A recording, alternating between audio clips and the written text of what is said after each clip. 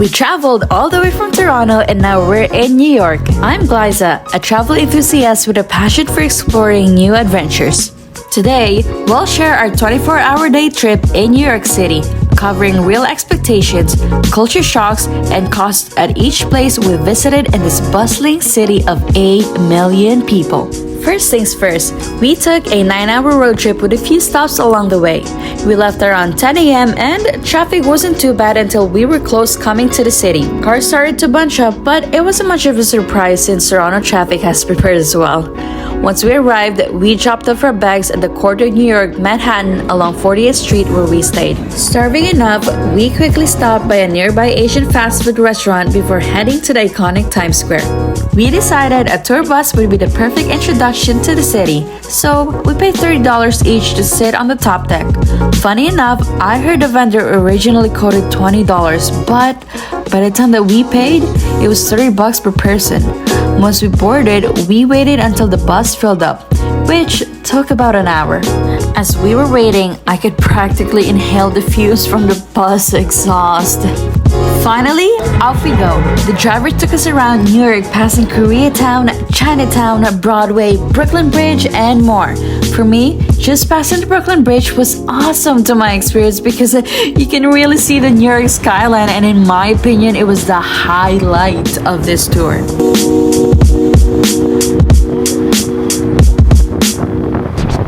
After the tour, we headed to Koreatown because, hello, skincare shopping. So, we took the subway, which took us about 10 minutes to get there. But unfortunately, by the time that we get there, most of the establishments were already closed.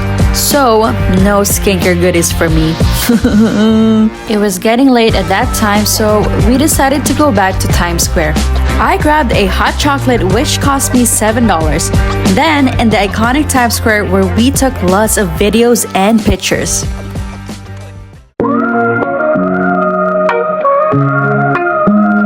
Concrete jungle where we play, neon lights guide my way. Bronx to Brooklyn every day, subway rides, we don't sway. Queens got hustle, never slow, Manhattan's pace, city glow. Harlem nights, the music flows, Staten Island's where heroes grow. New York dreaming, city high, boroughs whisper, reach the sky. Street lights gleam and people try, living fast as life goes by. Next activity on the list is the Museum of Ice Cream at $45 per person. The experience was like stepping into a real-life Barbie movie. Everything was pink. Just before you enter, you have to come up with your own ice cream name.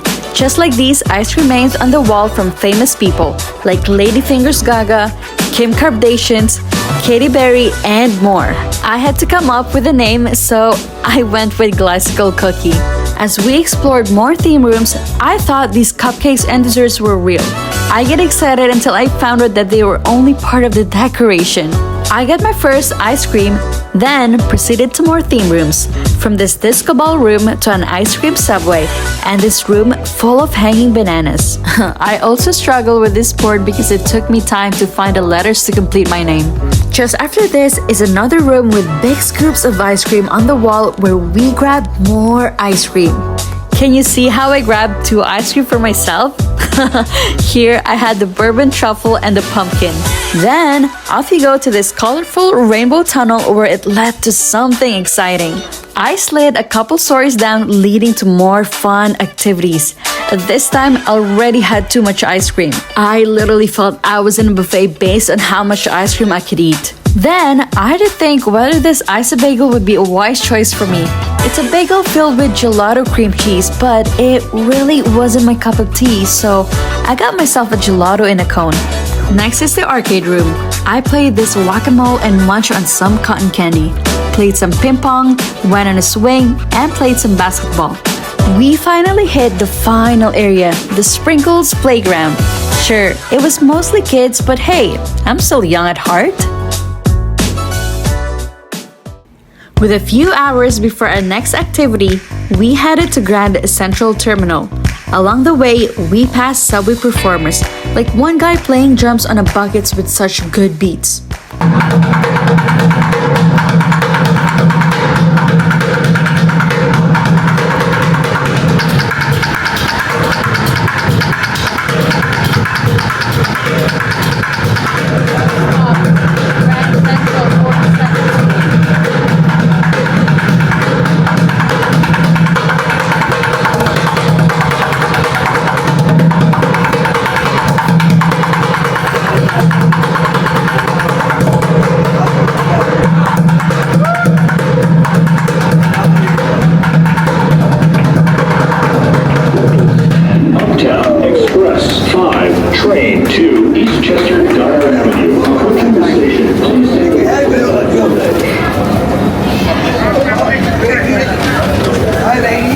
At Grand Central Terminal, we admire the architecture and of course, snap some pictures and videos.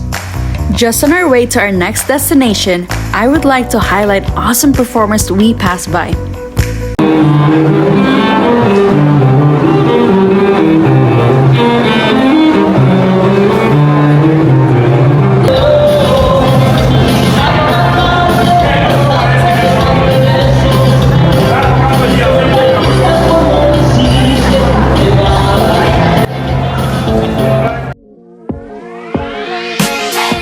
Next, we visited the Museum of Illusions at around $33 per person. I expected a bit more from this activity. The displays were decent, but it was crowded with photobombers, so it felt just okay. I got a couple of pictures of myself, and I think this activity is decent for the price I paid for, but I expected more. After that, we headed to our next destination, something a bit out of the ordinary for people to add to their list of activities in New York. We went to a shop called The Shop located in Chinatown. But before we got there, we did a lot of walking, stopping by various shops just to do some window shopping. I was amazed by how much food you could see on the sidewalks. There were vendors selling fruits, vegetables, bags, different items, and more. We eventually found ourselves in a Pokemon store, which had all kinds of Pokemon merchandise. If you're a collector, this place is a must-see. They showed us various graded Pokemon cards. Some were in sealed boxes where you don't know if you have rare cards inside, and others were in special binders. We bought some Pokemon cards to take home with us, spending a total of $125. By late afternoon, we decided it was time for a good meal. So, I asked a vendor on the sidewalk to recommend a popular Chinese restaurant nearby. He suggested Joe's Shanghai. The place was packed with customers constantly coming and going. We ordered their famous soup dumplings, and they were fantastic. I loved the soft texture of the dumplings, and the soup inside was tasty and well seasoned. You could tell it was freshly made. I also had some scallion pancakes, which I really enjoyed for their perfect balance of soft and crunchy textures. For our main dish, we had sweet and sour chicken and noodles. I couldn't stop eating because it was all so delicious. I sometimes find it challenging to find a good Chinese restaurant, but Joe's Shanghai definitely met my expectations. On our way to the next destination, Central Park, the place where John Wick became excommunicado. We stopped to take pictures by the fountain and more spots inside the park. We saw a street performer, so we paused to listen to her.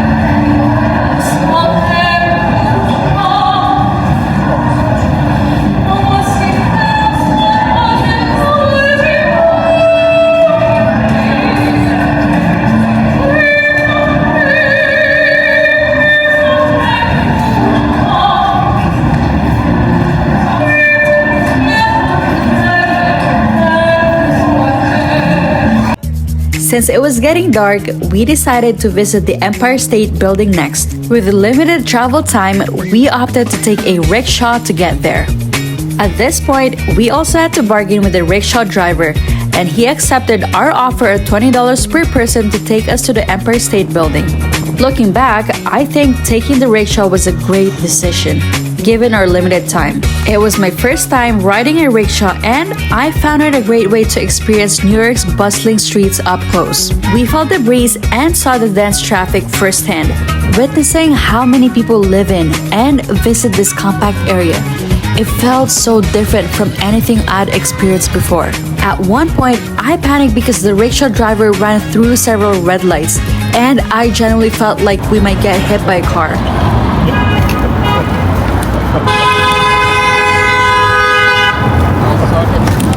Sorry guys.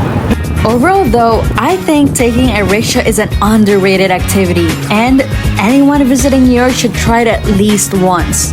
After about 15 minutes navigating New York traffic, we arrived at the Empire State Building. Unfortunately, the line was too long, so we decided not to go in, as we needed to leave the city by 8 p.m. at the latest. We also stopped at the Starbucks Reserve just across the Empire State Building. I got my matcha latte and I felt satisfied and ready to go home. By the time that we got in the car, I checked my watch and saw that I walked a total of 17,287 steps that day. Join me for more amazing adventures. See you soon. Birds whisper, reach the sky. Street lights gleam and people try. Living fast as life goes by.